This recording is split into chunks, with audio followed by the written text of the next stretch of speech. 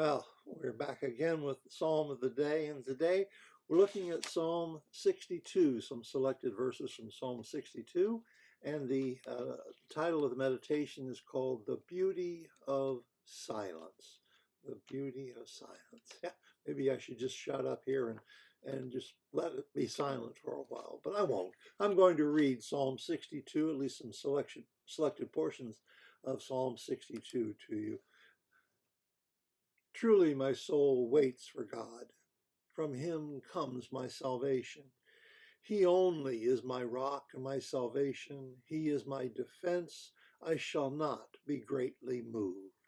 My soul waits silently for God alone, for my expectation is from him. He is my only rock and my salvation. He is my defense. I shall not be moved. In God is my salvation and my glory, the rock of my strength, and my refuge is in God. Trust in him at all times, you people. Pour out your heart before him. God is a refuge for us.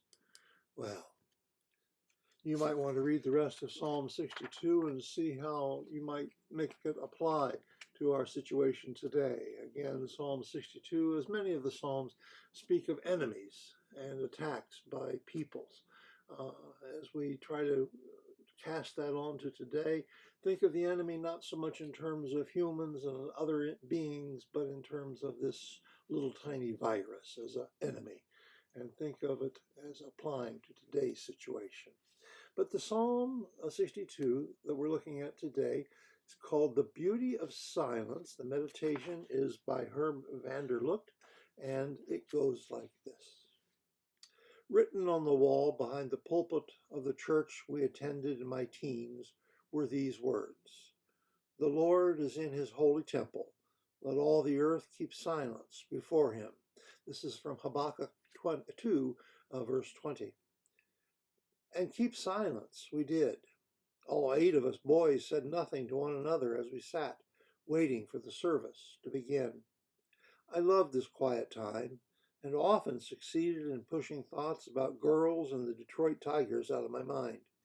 The best I could, I tried to reflect on the wonder of God and his salvation, and in the silence I often sensed his presence. Today we live in a noisy world. Even many church services leave little time for quiet reflection. In ancient times, the pagans cried out in noisy frenzy to their idols.